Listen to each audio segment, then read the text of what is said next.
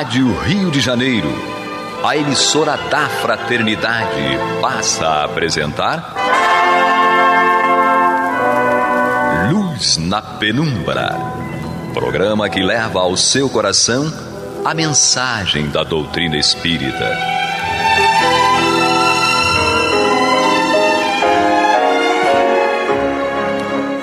E com vocês, André Afonso Monteiro, para o estudo do livro A Gênese, da obra codificada por Allan Kardec. Olá, amigo ouvinte da Rádio Rio de Janeiro, a emissora da Fraternidade, a rádio que toda a família pode ouvir. Programa Luz na Penumbra, com o estudo da obra A Gênese, dando continuidade aqui ao capítulo 12, a Gênese Mosaica.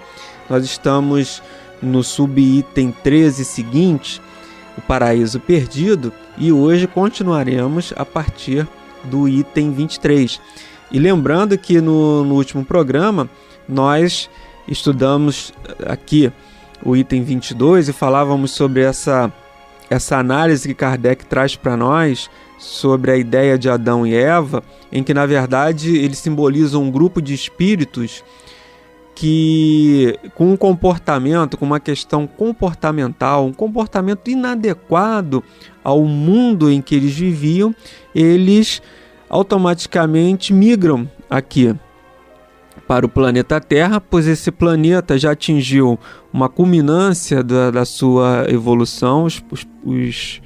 Os espíritos que ali se encontram já tinham atingido essa postura, um comportamento mais ético, mais moral. Então essa coletividade de espíritos ainda rebelde a essa mudança, eles automaticamente migram aqui para o planeta Terra, e daí essa ideia do paraíso perdido e do pecado original, porque aqui encontram um mundo completamente diferente das condições que eles tinham lá.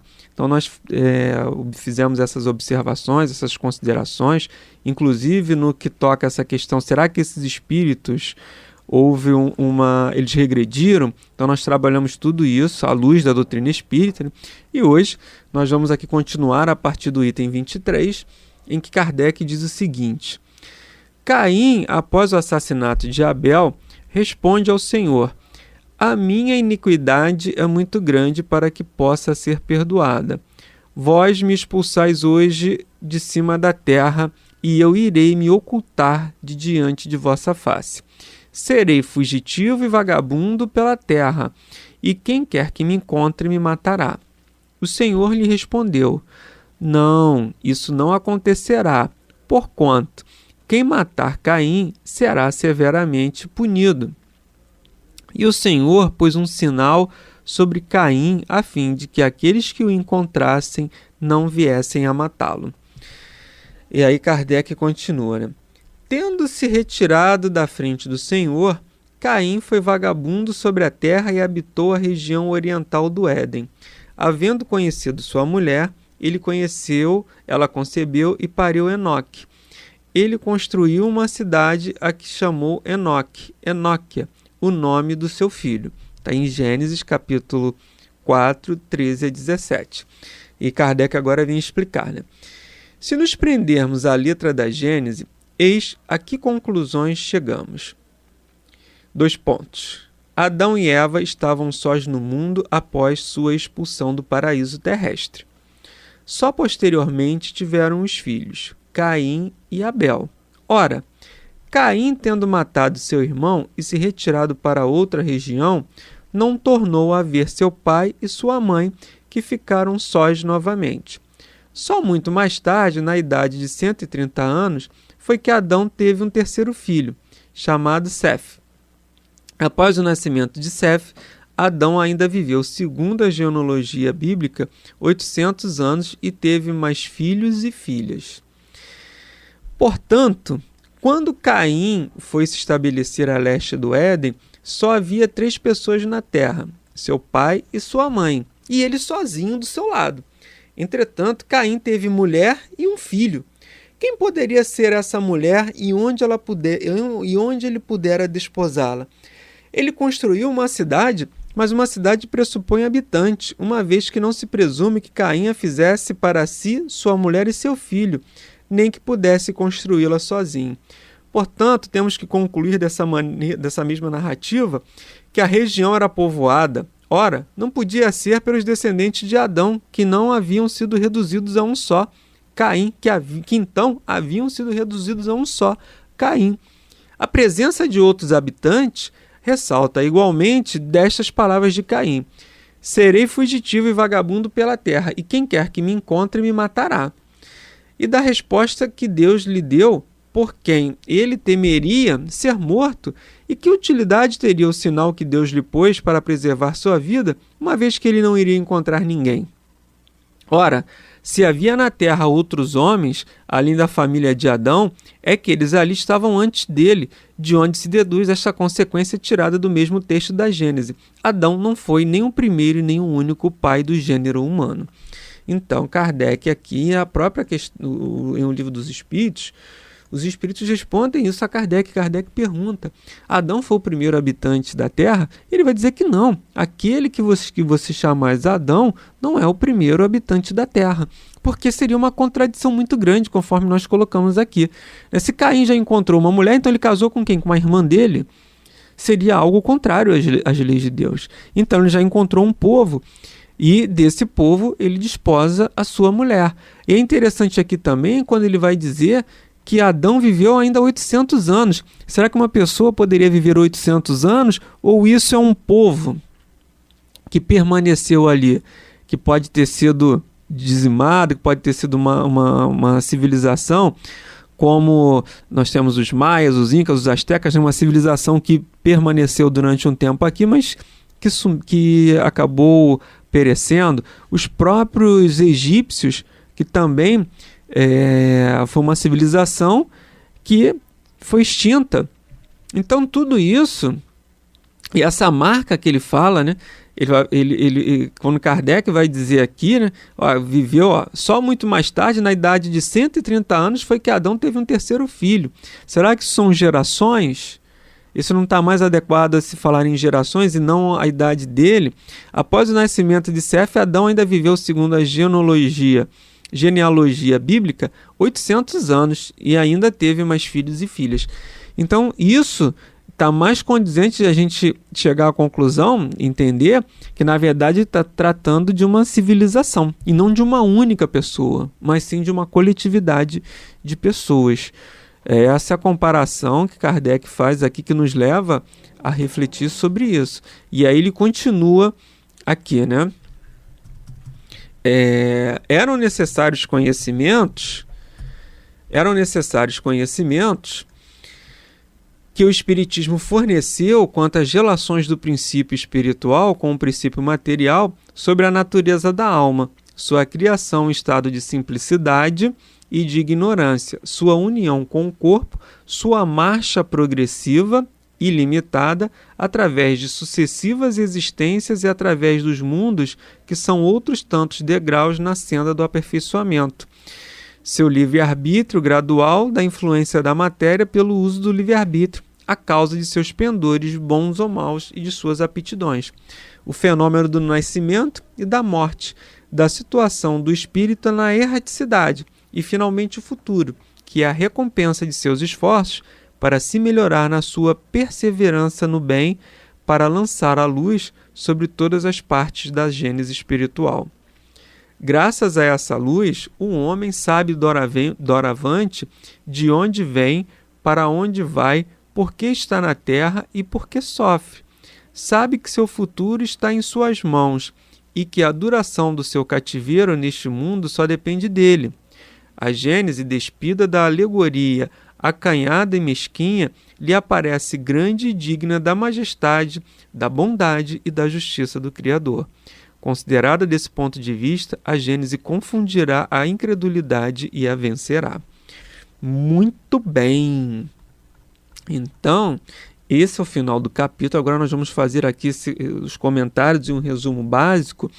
No programa anterior, nós lemos até em que Jesus ele faz nós lemos uma parte do capítulo do livro A Caminho da Luz, de Emmanuel, pela psicografia de Francisco Xavier, que fala justamente dessas raças que foram convidadas a permanecer, a encarnar aqui entre nós, porque estavam numa condição ainda inferior a que o planeta Capela, o sistema Capela, os proporcionava. Então, a maioria dos espíritos de Capela já tinham avançado, do ponto de vista moral, também inclusive, e aqueles espíritos ainda estavam rebeldes a essa evolução moral.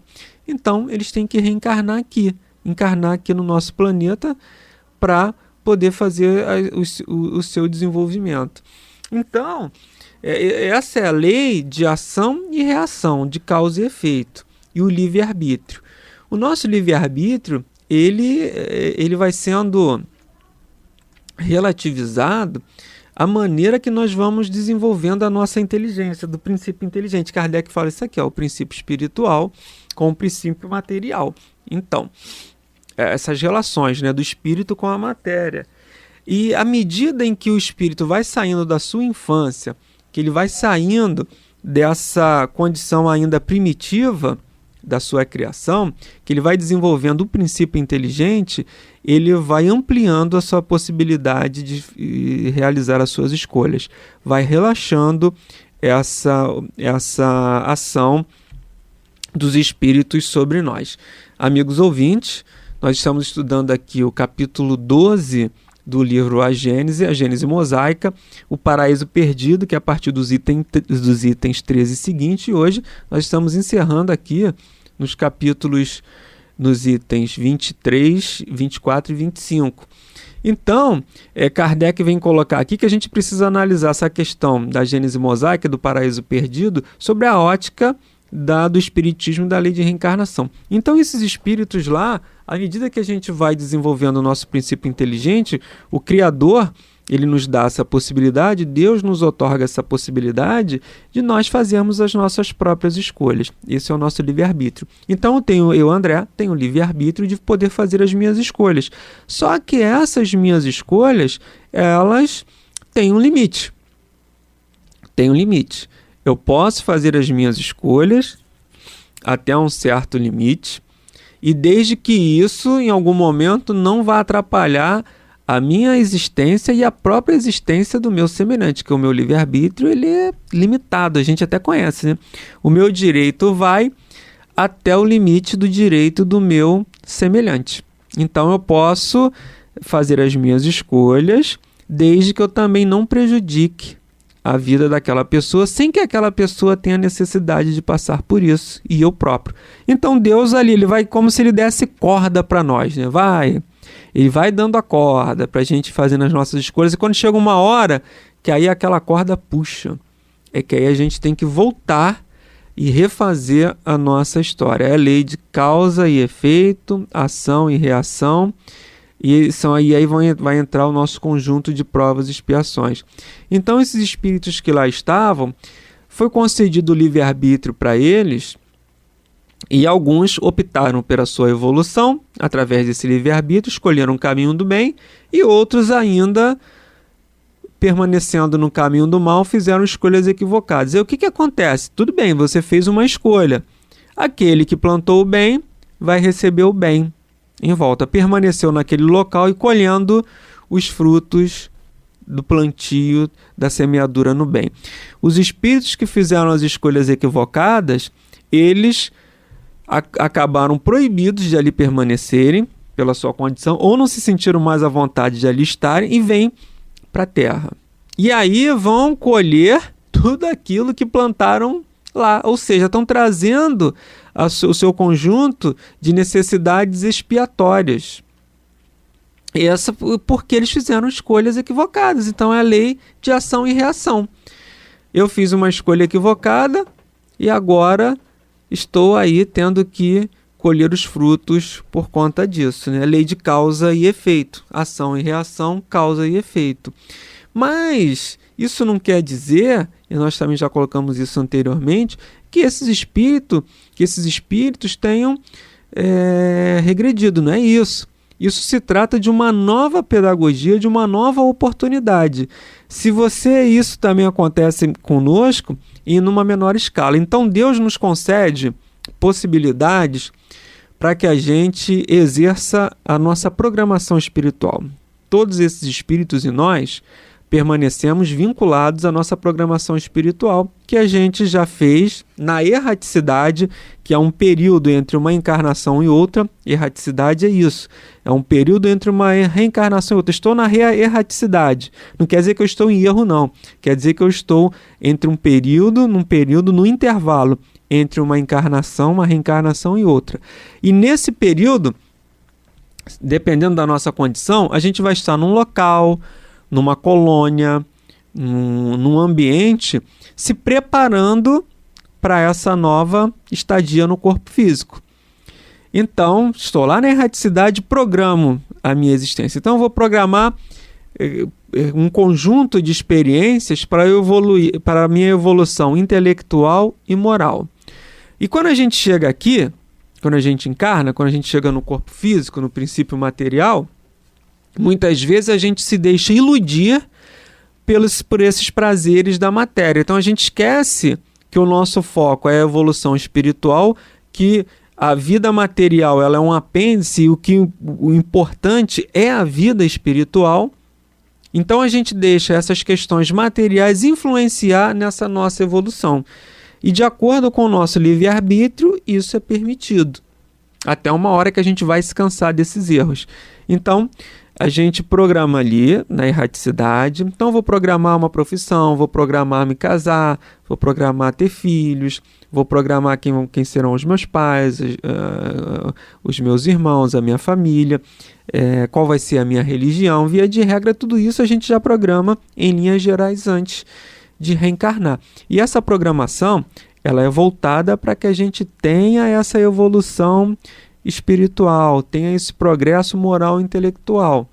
Então, se a gente, por algum motivo, não cumprir essa programação, porque quando eu chego aqui, Deus vai me outorgar esse livre-arbítrio, essa possibilidade de fazer essa mudança. Então, ele vai me dar uma condição. Então, essa vida, ela vai ser do ponto de vista financeiro, as condições todas adequadas a esse fim que eu tenho que atingir. Então, qual é o fim? Evoluir. E aí vai me dar essas condições, essas possibilidades. A família vai me dar uma família adequada, vai me dar uma condição financeira que eu possa me dedicar a essa evolução. Então, vamos imaginar, você programou ser um médium de uma casa espírita.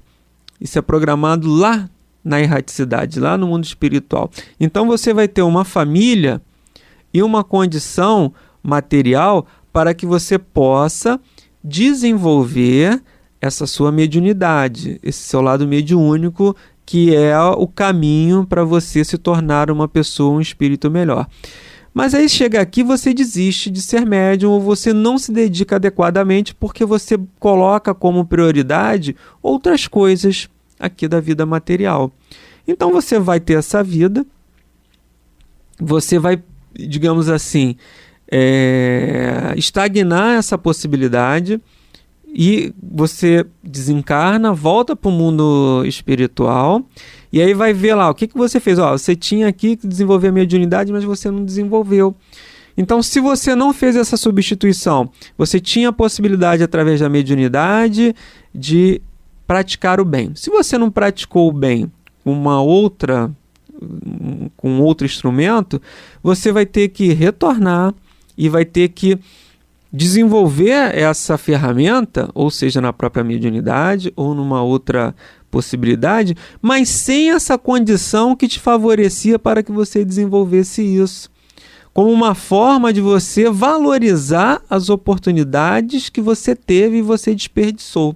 Isso não é castigo, isso se chama uma pedagogia que a própria espiritualidade e que Deus nos dá, de que a gente aprenda pelo meio mais difícil a valorizar aquilo que a gente não tem. Então, se você tem uma condição financeira boa e essa condição financeira não te ajudou a você ser uma pessoa melhor, pelo contrário, você só acumulou, mas isso não te fez melhor e nem fez com que você ajudasse outras pessoas, você em algum momento vai ter que retornar aqui e desenvolver esse bem e essa possibilidade, mas sem esses recursos que você teve anteriormente, porque nós utilizamos mal. Então, se a gente utiliza mal o nosso tempo, em algum momento da nossa encarnação, a gente vai ter que aprender a utilizar bem esse nosso tempo. Se não for nessa vida, vai ser na outra. Então, todos os dons que Deus nos concede, sejam materiais, sejam o que for, eles são concedidos para que a gente utilize com o propósito da nossa evolução espiritual, moral e intelectual. A partir do momento que a gente não faz essa destinação a esses componentes, a essas faculdades, elas nos são retiradas por uma questão de má utilização. Tudo aquilo que a gente utiliza mal, a gente vai dar falta lá na frente. Então, esses bens são retirados, essas faculdades são retiradas, não as morais e intelectuais, mas tudo do ponto de vista material. Então, isso nos é retirado e a gente vai ter que se esforçar mais, nos sacrificar mais para a nossa evolução, porque a gente utilizou mal aquilo que a gente tinha. Então, o que aconteceu com esses espíritos é isso. Deus e a espiritualidade concedeu a eles um planeta, um mundo, numa condição melhor do que a Terra, para que eles se melhorassem. Mas eles foram insistindo ainda no erro. Eles não utilizaram mal esses dons preciosos que Deus lhes concedeu. E aí o que aconteceu? Você tem um tempo. Você tem um tempo para você se dedicar a isso. Não me dediquei. Então agora, e a gente tem a marcha do progresso é uma lei inevitável. Agora você não pode mais perder tempo. Então vamos retirar esses dons que vocês tiveram e você vai ter que ir para um planeta numa condição muito difícil em relação a que você tinha aqui. Então, aquilo que eles poderiam fazer lá de uma forma harmônica, salutar, tranquila do ponto de vista material, eles estão tendo que fazer aqui sem aquelas... Eles podem ser até um de nós também, né? Capelinos. Então, eles estão tendo que refazer essa história agora num planeta completamente diferente do ponto de vista material, né, das condições materiais, diferente que a gente diz, sem o conforto, sem as possibilidades que eles tinham lá.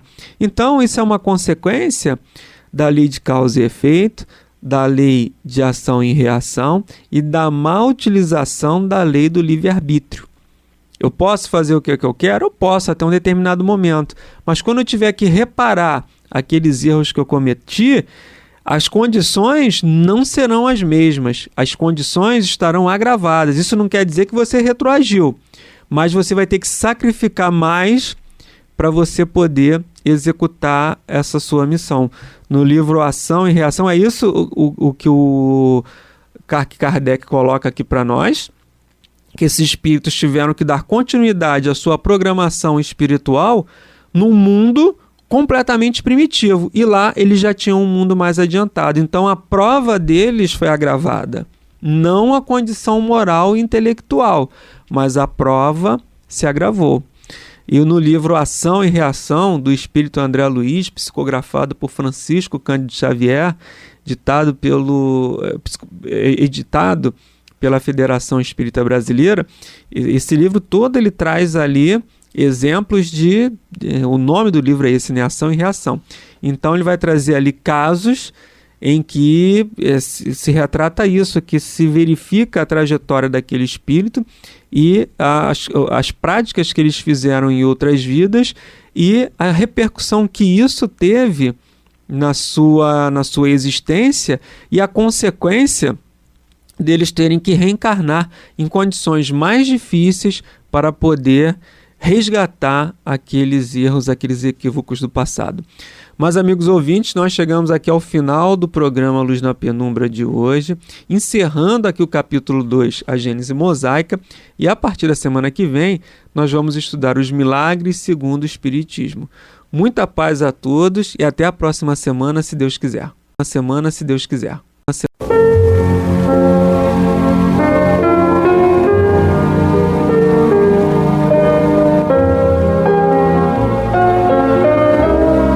A Rádio Rio de Janeiro está levando ao seu lar e ao seu coração a mensagem consoladora da doutrina espírita, através do programa Luz na Penumbra.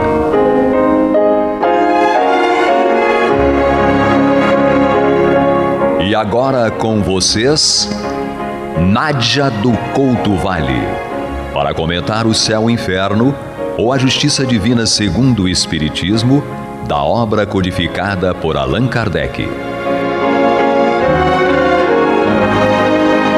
Amigos ouvintes, paz e luz às nossas mentes e corações, hoje e sempre. Agora, continuando o estudo desta obra, nós estamos na primeira parte, estudando o capítulo 9, na qual o nosso querido codificador trata da questão os demônios. Nós estamos no item 10 do capítulo 9 e vamos, nesse item 10, já verificar que ele trata de uma resposta à primeira objeção que foi apresentada no item 9, no item anterior. Então, nós vamos recordar o item 9, a primeira objeção que está no item 9, e depois seguimos com o item 10. Diz-nos aqui o texto que suscita objeções.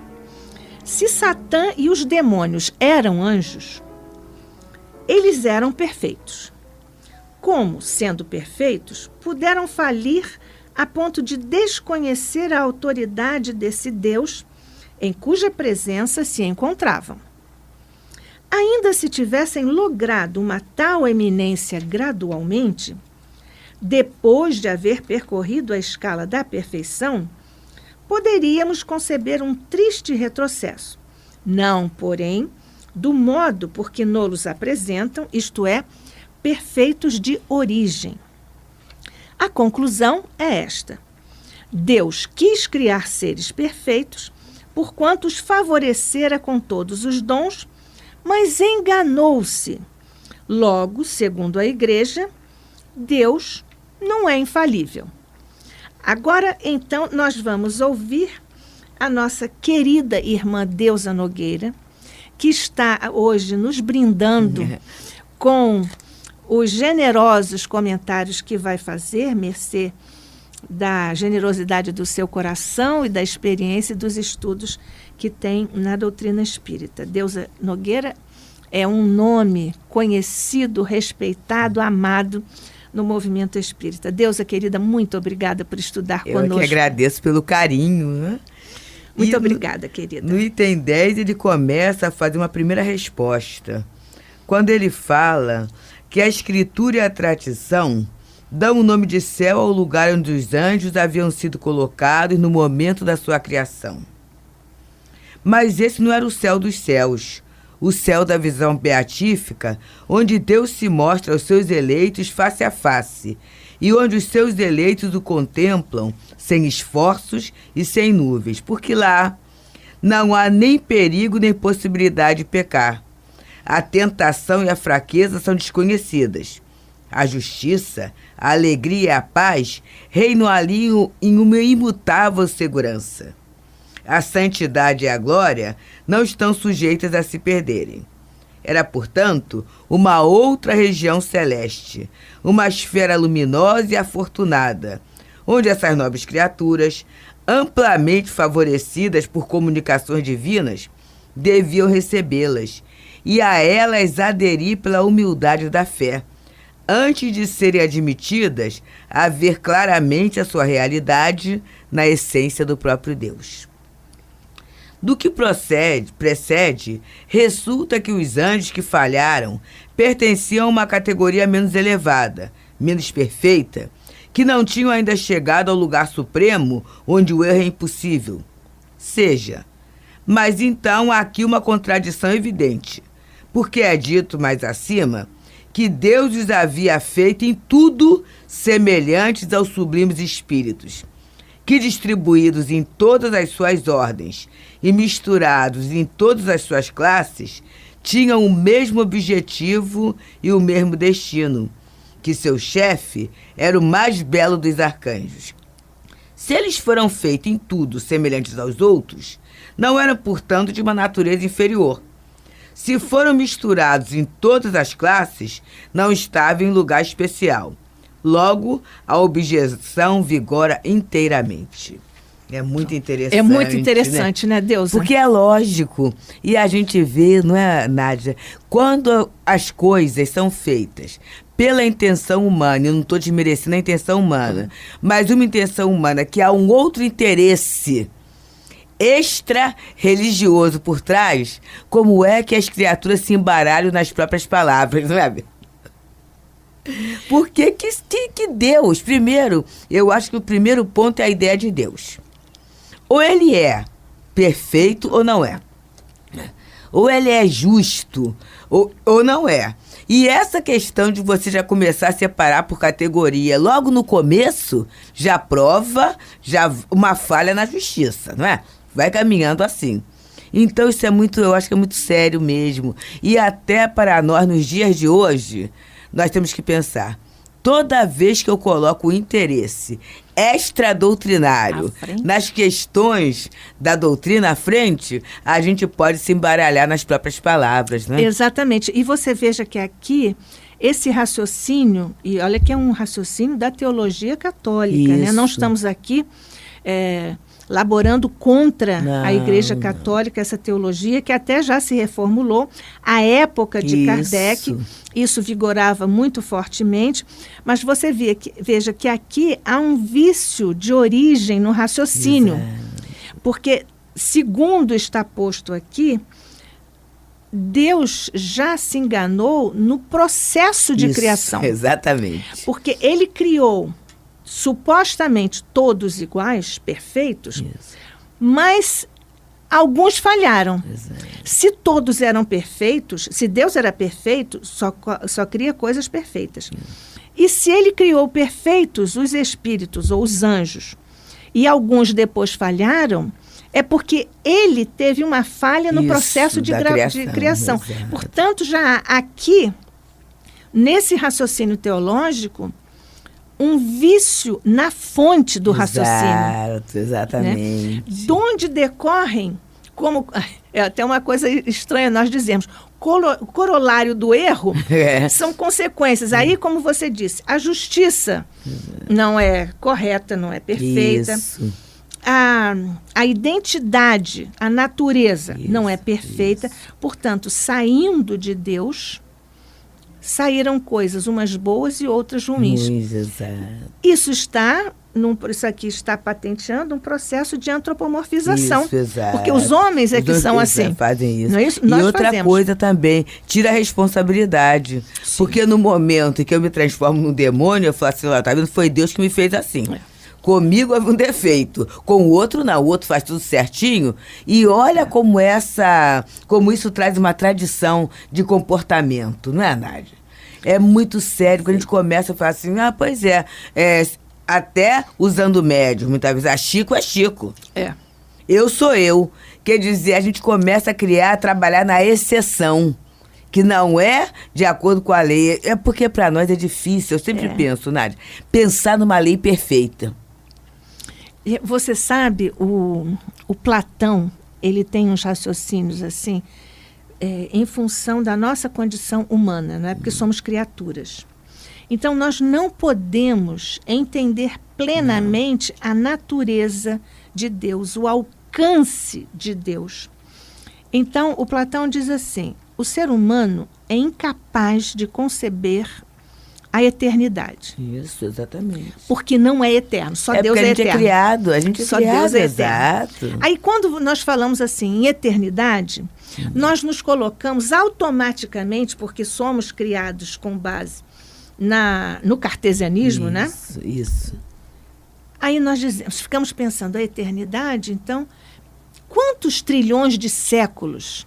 Quantos trilhões de milênios? Isso não é eternidade, porque a gente chegou a uma soma. Eternidade é que não teve um princípio. E nem fim. E a gente não consegue conceber isso porque a gente teve um princípio. Porque nós somos limitados, né? Nós somos limitados.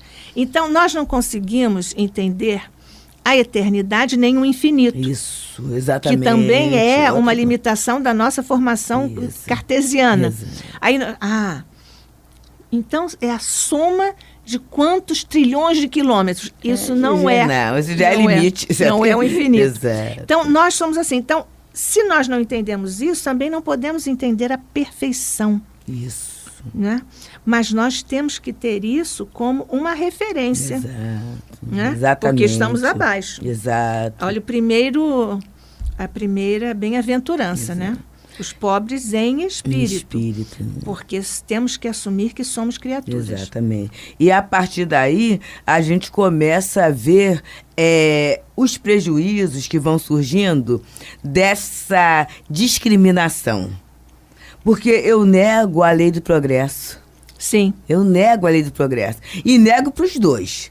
Tanto para aquele que está sempre perfeito, que está aqui, ele vai estar seguramente protegido para não fazer o mal, quanto aquele outro que decaiu ou que errou, que vai estar seguramente exposto a fazer o mal. E aí é uma questão muito séria. É uma incoerência. Isso. Né? Isso é uma incoerência de base, Exato. né? Como é que você cria filhos Exatamente. para sofrerem eternamente? Os pais da Terra não fazem isso. Exato. Como é que o Pai de todos os universos, de toda a criação, de todos nós, vai, no próprio ato da criação, discriminar? Exatamente. Nós hoje lutamos tanto contra a discriminação, Exatamente. não é? Isso. Mas ele já discriminou na origem, Exato. segundo esta linha teológica, que evidentemente o Espiritismo não avaliza e até se opõe em muitos dessas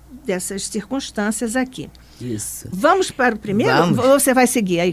Fazer um comentário? Pode continuar. Então, vamos lá. Nós temos aqui, então, agora, a segunda objeção. Não é isso que você quer fazer? Assim, mas aqui o 11 é uma outra objeção. Nós podemos seguir aqui? Podemos. Então, vamos lá. Há uma outra objeção que é sem contestação a mais grave e a mais séria. Está dito, esse projeto, quer dizer, a mediação do Cristo, concebido de toda a eternidade, foi revelado aos anjos muito tempo antes da sua realização. Deus sabia, portanto, de toda a eternidade que os anjos, assim como os homens, teriam necessidade dessa mediação.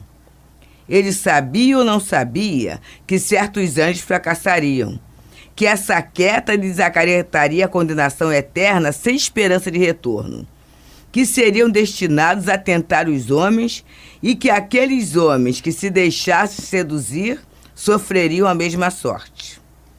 Portanto, se Deus sabia disso, ele criou esses anjos com conhecimento de causa para a sua perda irrevogável e para a perda da maior parte do gênero humano.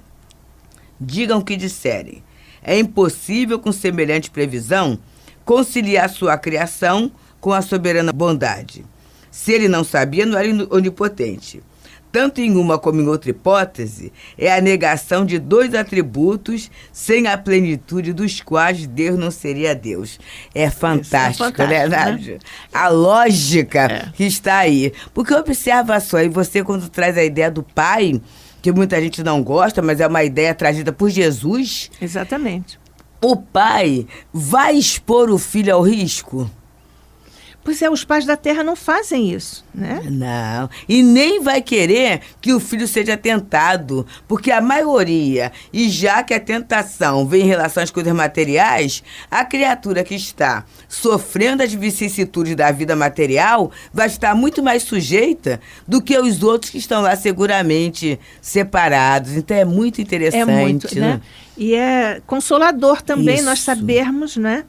Por isso a doutrina espírita é o Consolador prometido por Jesus, porque ela nos garante que nós estamos sob o amor que rege os universos. Exatamente. E que desse amor defluem toda a justiça perfeita, toda a misericórdia infinita, todo o amparo incondicional. Né? Quer dizer, é essa bondade que ele fala aqui. E que há uma onipotência, que a gente às vezes esquece, né? É. Eu acho que uma das causas, Nádia, do nosso medo não é só o instinto de conservação, não. É que a gente duvida um pouco que há um controle no universo. E quando ele fala aqui na mediação, a gente vê não só a mediação de Jesus, mas a gente percebe, às vezes, até a mediação humana. Isso. Em que eu começo aqui a abrir uma brecha, assim, já que eu não posso ser a Jesus, eu vou aos seus representantes. E isso tudo é uma visão material de algo espiritual. Exatamente. Naturalmente que Jesus tem os seus prepostos aqui, são os nossos mentores, não é?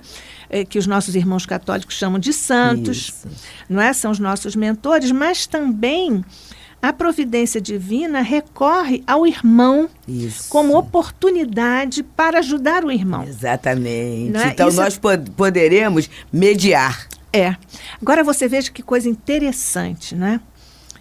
Nós, qual é o mecanismo ou estratégia divina para nos oferecer oportunidade de praticarmos a caridade? Quando um de nós está em prova ou em expiação, o outro não está. Isso, exato. Né? A gente até fala assim, a época do refrigério. Um está passando melhor, exato. É uma espécie de gangorra, né? Enquanto um está na prova, está no sofrimento, o outro não estando, pode oferecer ao outro um amparo, uma ajuda. Então, é uma estratégia divina na qual nós não costumamos reconhecer a providência divina. Isso, meditar sobre isso. Que, aliás, é uma coisa que praticam os ateus. Né?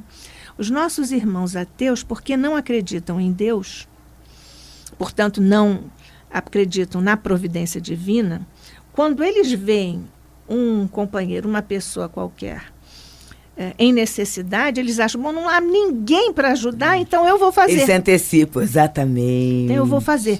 E isso é uma espécie de armadilha do amor. Né? É uma estratégia de Deus. Porque Deus não está se importando se o filho é ou não é ateu. Isso não atinge Deus. Né?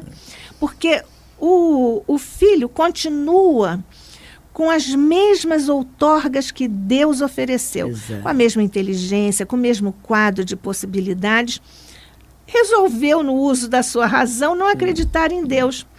Mas as armadilhas, se é que a gente pode usar armadilha, né?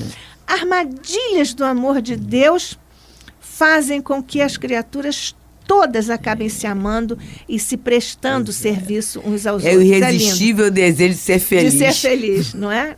Que coisa linda, que é o impulso natural, que é uma espécie de chip divino, né, que Deus colocou em nós, que é um impulso natural para o progresso espiritual, para o autoaperfeiçoamento. É uma coisa linda. E é para todo mundo. Isso é muito interessante. Eu lembro de uma companheira muito simples, e ela, certa feita, falou assim, olha, o que eu fico observando é que as coisas boas de Deus são para todo mundo.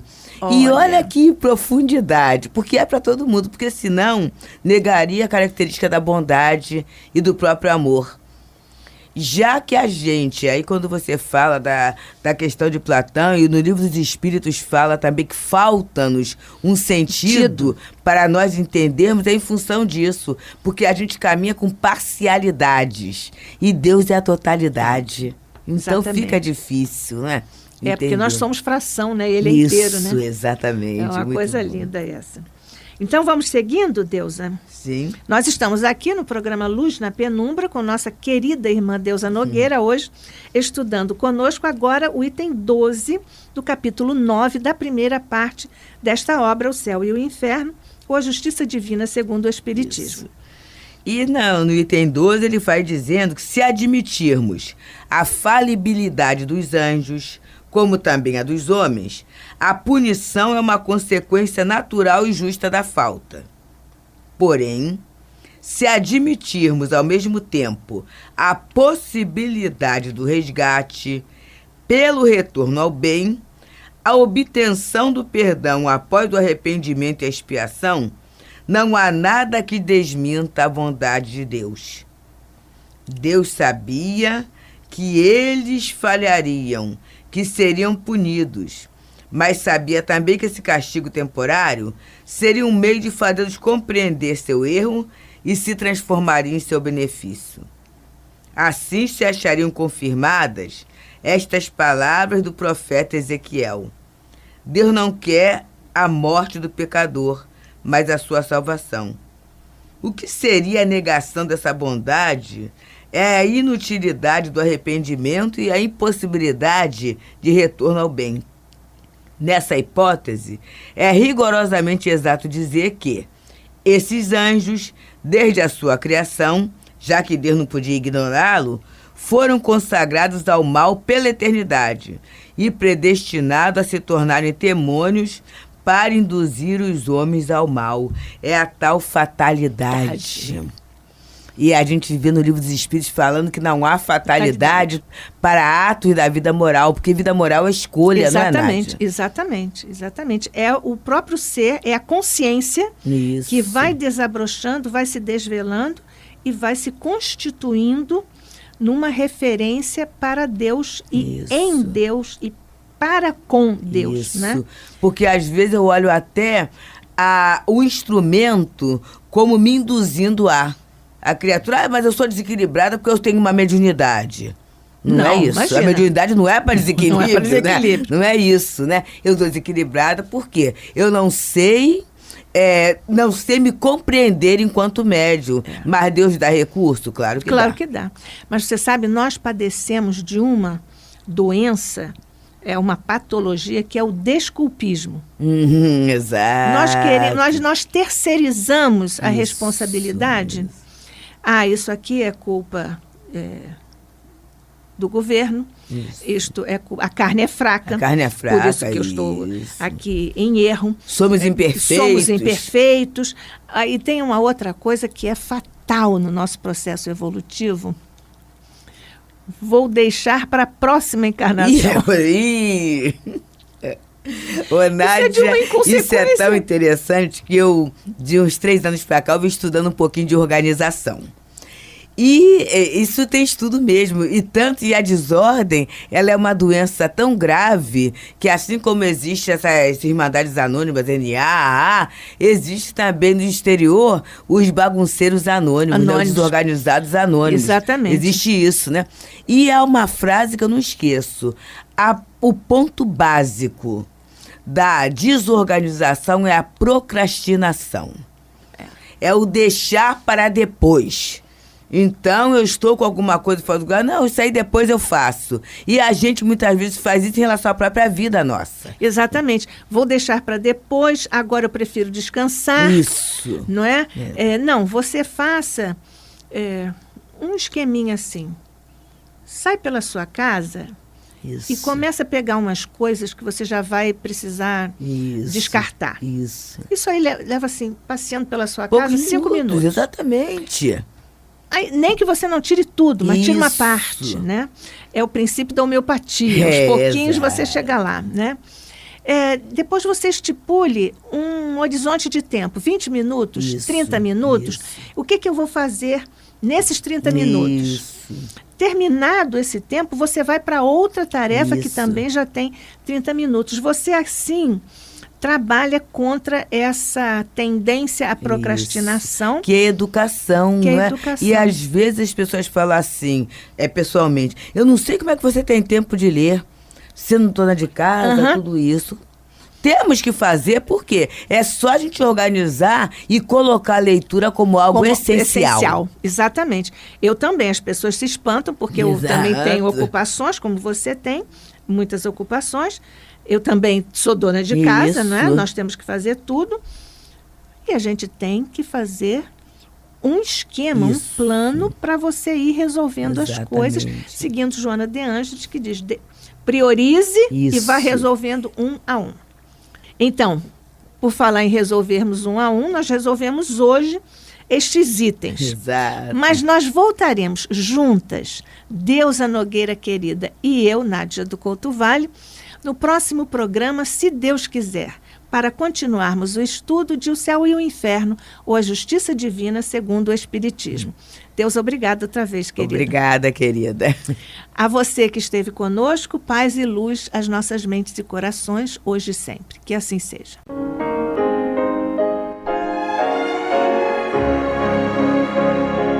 E vamos ouvir agora a prece de encerramento de nosso programa, na voz de Geraldo de Aquino. Jesus, dá-nos coragem para a luta, piedade para os insultos e misericórdia para as injustiças e ingratidões.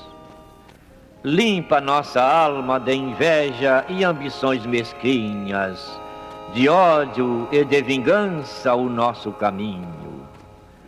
E que dentro em pouco, ao recolher-nos de novo ao calor do nosso leito, para que o sono nos dê a paz e o esquecimento das tristezas humanas, possamos sentir, Senhor, no mais íntimo de nosso ser, a doçura indefinível do Teu amor e a grandeza incomparável da Tua divina presença.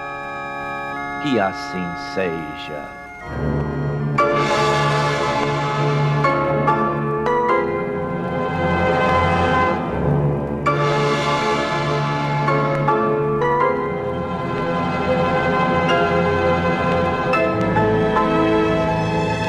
Acabamos de apresentar o programa Luz na Penumbra, que voltará a ser apresentado amanhã às 21 horas nesta emissora.